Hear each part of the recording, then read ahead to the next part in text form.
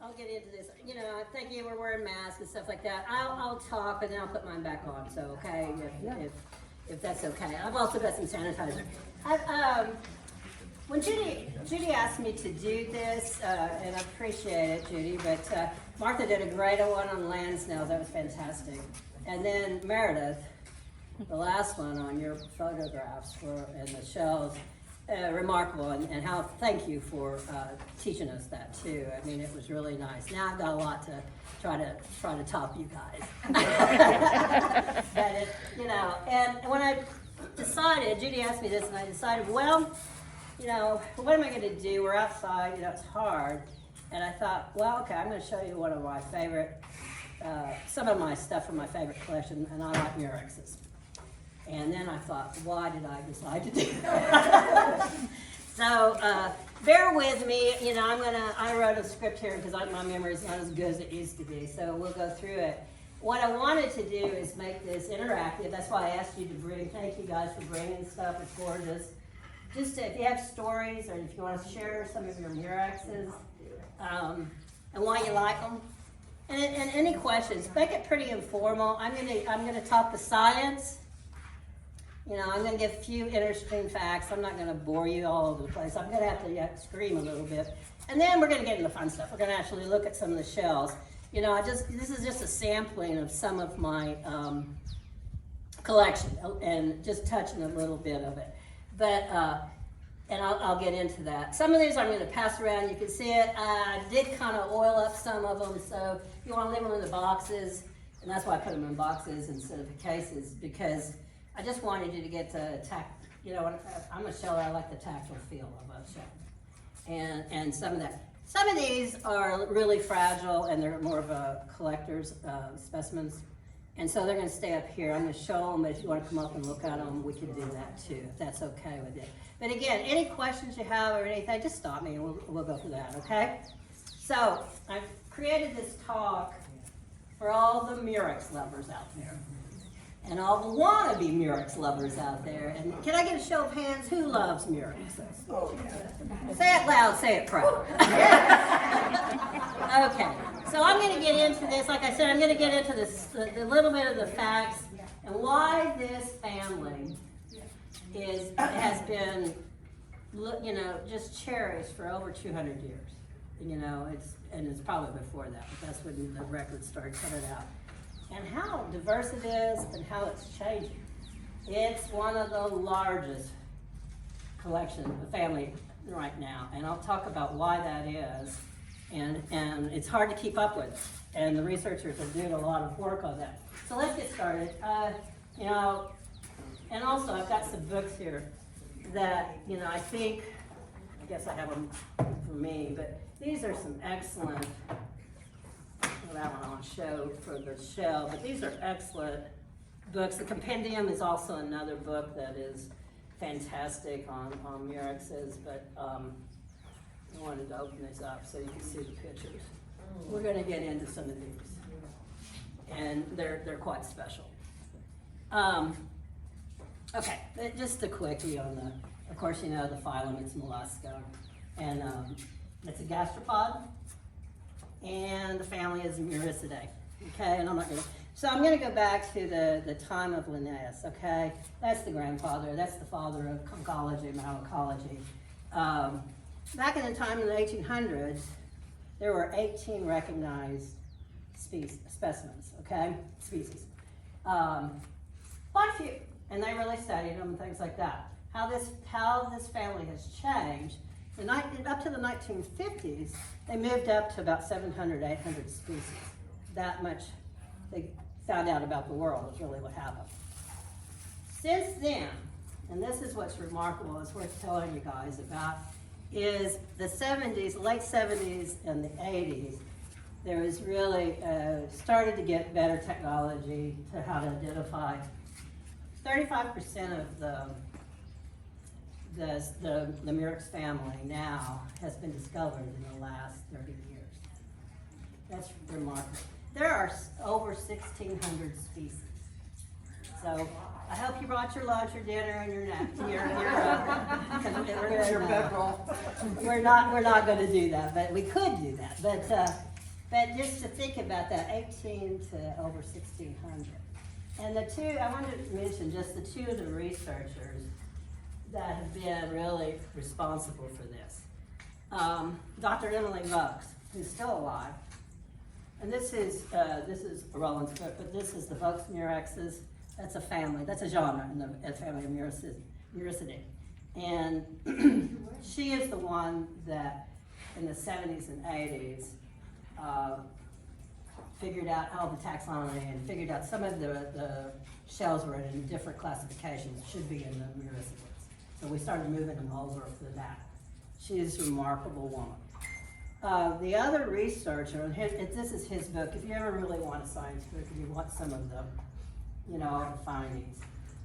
This is the Belgian Roland Hort, and he is the guy that took over from her, and he's come up, his finding, he literally self-collected, but also the taxonomy, he was able to come up with this, 35% really of more shells, and moving the classes. Right now in the Muricids, the family, they have 10 different genres. They never had that before. They've moved the Rappas over and the Latiaxes and things like that. So, and I've tried to bring some examples of all the different 10 families. I didn't bring all of them because I didn't bring some of the Rappas, and there's a lot of things we could do, if anybody ever wanted to do some other things, we could look at those too.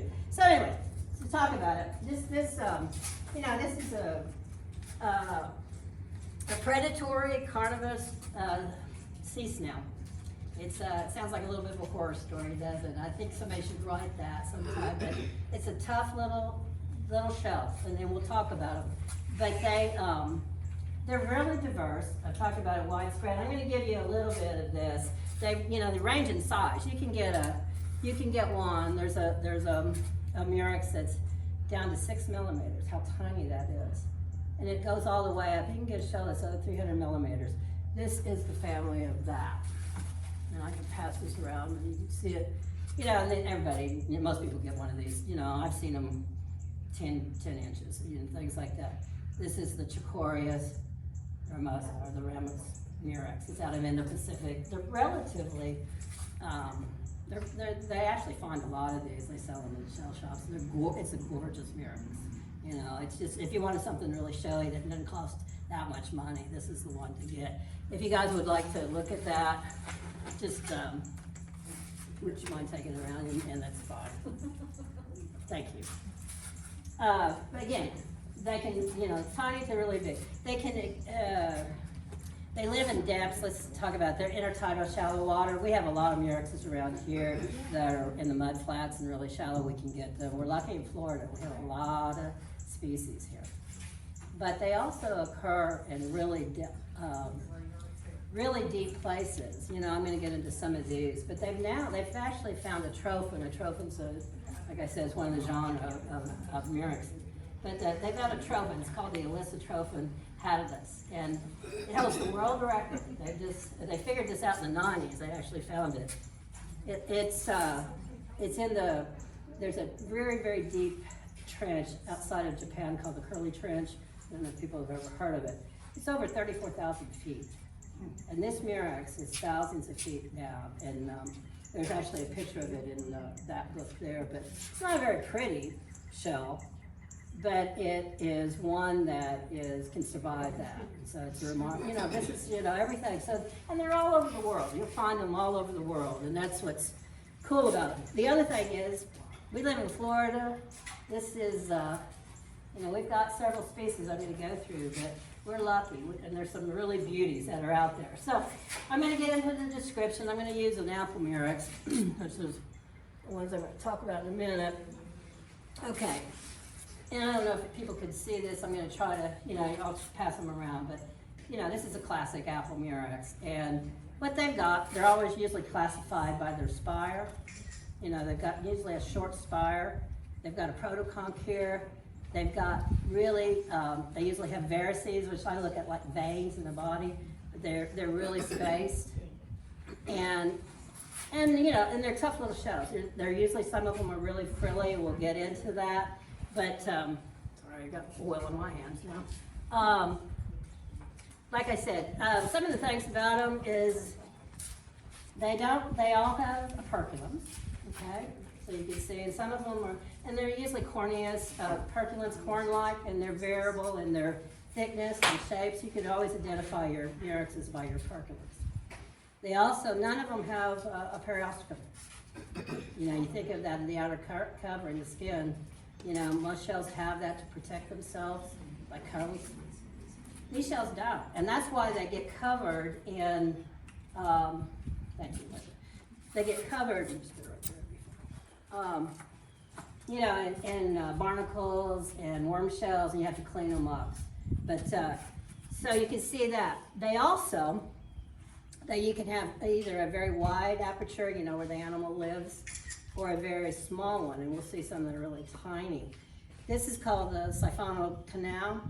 This is a short one. I'll show you some that are, this one, I'll talk about it, is incredibly long. That's just the differences and why they occur.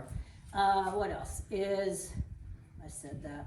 Okay, this is really cool too. They do, the majority of murexes have radula, and a radula are their teeth. And that's how they, I said they're carnivorous snails. They go after their prey, and I'm going to talk about that in a second. But they also have this lip, and, when you look at it, they can have dental teeth on their lip, and they can also open shells by that. Okay, they really, like I said, they do their research, so the taxonomy. They use DNA and SEM right now, and that's how they can see it. But they also look at their protoconch and their spire. They can identify that way. Their operculums and their radula. Those are really the tools that people use for research. I think another, an interesting fact on certainly on the apples and on laces, and most murexes, you think of a shell growing and they continue to build the outside world, continue to build it. The other thing that is interesting about these, they have episodic growth patterns. If they don't want to, if the nutrients aren't right, if something's wrong in the environment, they can actually shut their growth down. And what they use at that point in time, they'll use that to make their ribs or their varices, and they strengthen their shell. I mean, talk about nature perfect, a plan that they're able to do that. It's evolution shows that how they've survived for so many years. Sorry, I'm getting all over. Okay, life habitats we're gonna talk about. I told you that they're carnivores. They're very active predators. They feed usually on other gastropods. They like bivalves. I love bivalves. I love oysters. Barnacles, and what's interesting about them, if they have the opportunity, they'll actually even eat corals. And so, they try to keep them out of but they'll eat whatever they can. And I'll talk a little bit more about that in a second. But here is, let's see. I wanted to show you a few of these raw. They eat, and you guys probably know this, but I'm going to just go through it. They take their radula, and it's a sheath, and they drill through, this is like an attica, and this is like a shark's eye. They'll drill through it, like you've seen them, these little perfect little round holes. Perfect, it looks like somebody, manufactured these. But, and they'll take that, drill through that, they secrete an acid, and then they suck out the animal with their proboscis. And they can actually take their teeth on the side, some murexes do. They can actually take their teeth out sometimes and pop open a clam or a scallop that way. So they know how to eat, kind of like me.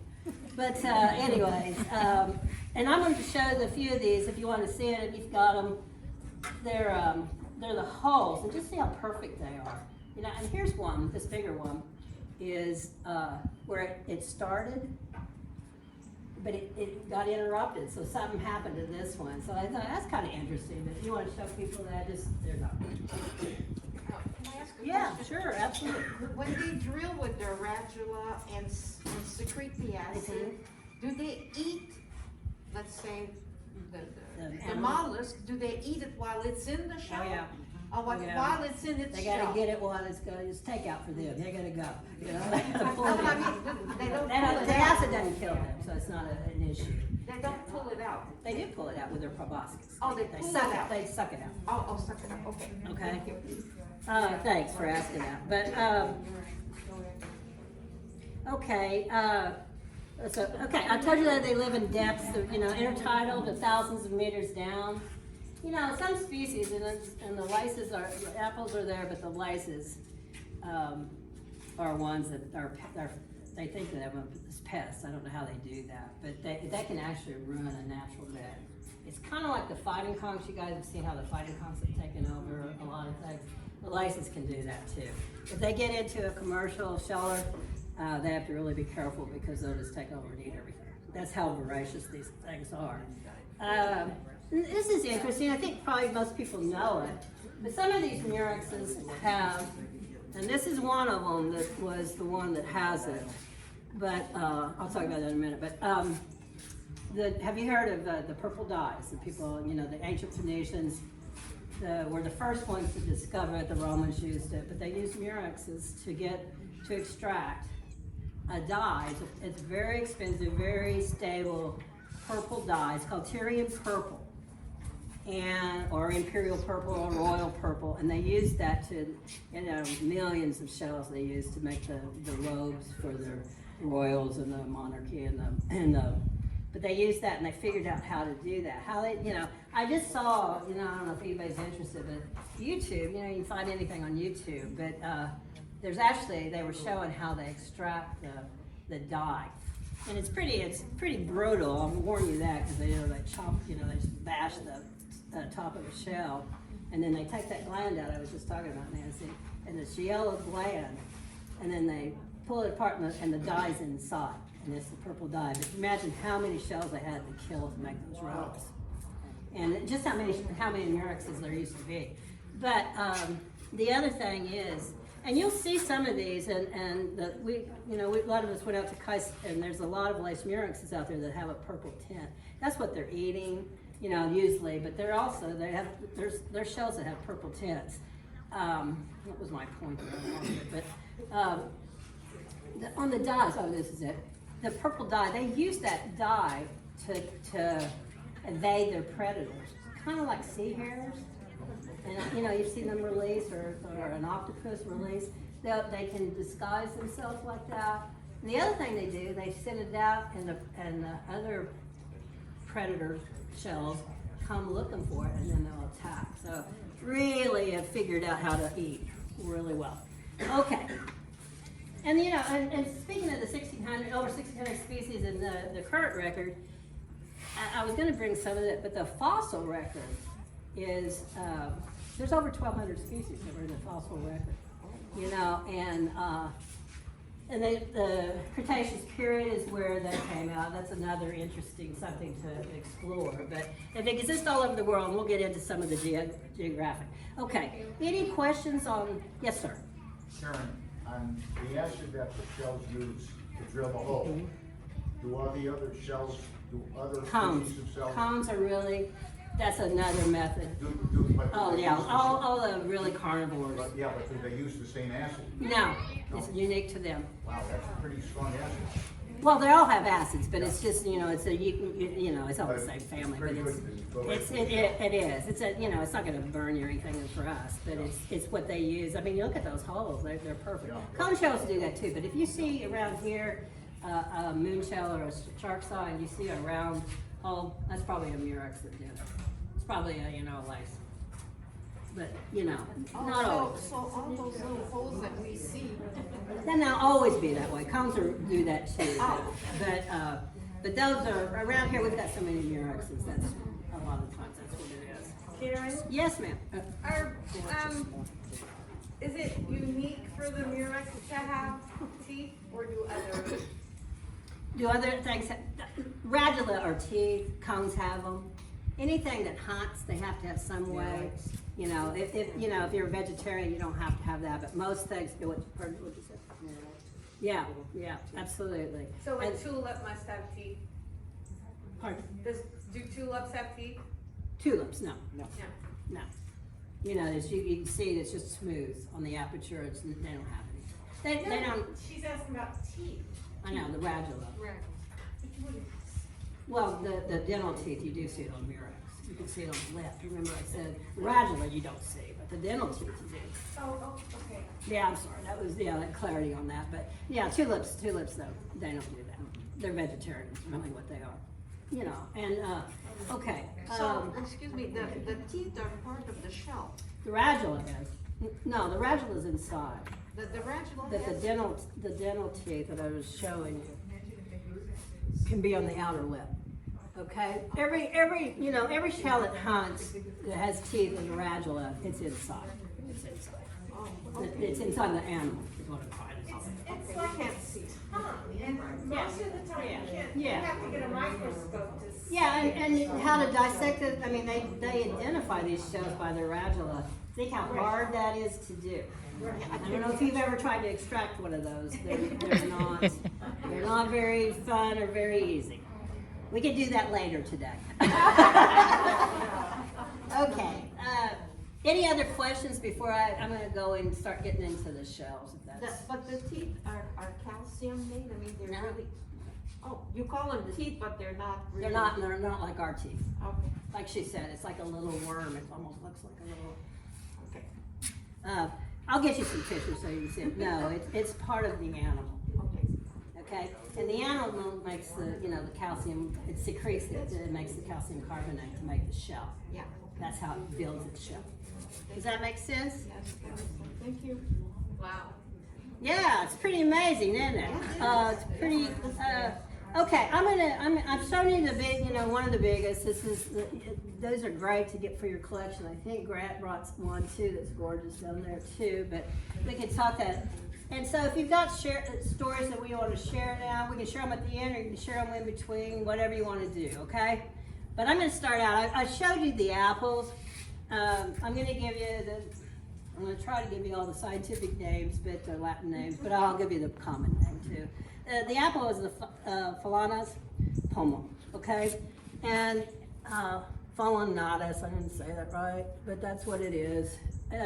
This little box, I was going to show you, I just showed you this one. This one I picked up somewhere around here. But it's a short little frilly shell. They're usually brown and white. I have gotten ones, I think I was telling Linda, I've actually found one that has an orange color. And so you can get variables, but they're orange and they're really brown and white. They're also, they have their little whorls, and then they have their varices, and it is pretty much mathematical. They're spaced perfect. And just think about that, a shell can do that, And again, their operculums are different. Everything has operculums, short spires, but they're pretty distinct. You can pick these up. They're in shallow water. They're mud flats. They're around. They can go down to 60 feet though. So it's not just shallow water. This is one that was, they're in our backyard. They're everywhere. Southwest Florida has them. We actually have a lot more than the East Coast. Do you want to, and I'll tell you why I fell in love with Murexes. When real quick, when I was about 19, and my sister, I grew up in Oklahoma, and we didn't have any shells really, except for freshwater clams, but we loved shells. We went to Padre all the time, but we had never been to Florida. My sister had read Cosmopolitan. She read an article in that, and it was the best shelling island is Sanibel. And so I was in college, I was in my undergrad, and she says, let's get on a plane and go. And so we just hopped on a plane, didn't have any reservations, if you can believe that, and came and went down to Sanibel and was on the Gulf there. And the first Murex I found was an apple Murex, and I was like, I'm in love, I'm gonna have to move here. But, and so, that's where it started. And then when and so that's why I really got into it. The other ones, you can find them all over. Here's one that I picked up. This is a Luthra, if you go down there, these are all self-collected, but you can see how much bigger they are. You can get Murexes up, even here you can get them 2 to 3 inches. I just picked up one that was beaten up the other day on price. It was about that size. But these are a little darker, you see? the Dominican Republic that we went on that trip, the big old murex that have down there, they're gorgeous. You know, Linda and Linda, you know, you've done that with me, and but you can find them even in Jamaica. You can get 5-inch murexes still. That's unusual, but they're gorgeous. And I'll pass these around. But I wanted to show you this one too. These are the regular one. This is the apple murex mexicanus. Isn't that a beautiful shell? See the pink? And these you find, you know, mainly down in the, you know, the western side of the Yucatan and down that side. But you can find these. They're deeper, but you can find them out there. And it's just a variety of an apple. So it's a different species, but it's in the same genus. Okay. And there's a little bit. I shined these up with a little bit of mineral oil, and I thought it would dry, and it didn't. So you know, don't get that on your. It's harmless, but don't get it on your clothes. Karen, are most of the ones you find live or dead? Are you going to ask me one of those questions? When? I guess I've been collecting them since I was 19. There was a lot of live ones back then, but I try not to, but I'm not going to say I don't collect them. He's asking you if you're a killer. I am. I'm a carnivore too. Well, I would imagine that meets your criteria of something very special. It is. I really try not to do But that if it's anymore. really unique to you and you don't, right. Yeah. And it is legal in our county, in Yeah. Sarasota County. Yeah. Not legal in Lee County. And believe me, I'm an environmentalist. I respect everything. We all do. Linda, you do. But Yeah, there's a time. I'm never gonna be able to put a dent in that. I'm not gonna do that. Now, people that collect and just, you know, disregard the shell, I don't agree with that. But if you really see a specimen that's worthy of it, you know, to be honest, I'm gonna show you some lace murex. You know, they're really prevalent. There's so many of them, they need to be cleaned out once in a while because they take over and they'll destroy the other really fragile shells. So they said, yeah, I do. I try not to anymore. And that's why I do specimen shells. I don't kill those things, but they are, you know, there are very few of those. But you know, I try not to do that because I do respect it. But like Linda said, it's how you can get a collection too. You want to get the best specimens you ever have. Once you get them, you don't need another one. No, I've killed things. No, I know, Lisa. I know you're not. I know. I didn't want people to go away and think, God, what an awful woman that is. She kills everything. But, no, I don't believe in that. But all right, I'm sorry. I'm probably taking longer than because we got a lot to go through. But so I talked about the apples, and I'm going to pass this one around too. And what this is, there's several of us have gotten some beauties. There's Cindy's got some gorgeous ones from Cayo. And what I want to show, this is the lice murex, okay? And let me give you, I'll give you a size name. There's a beautiful Aquarius is another genre, okay? Another family genre. And these might have a little older to them, but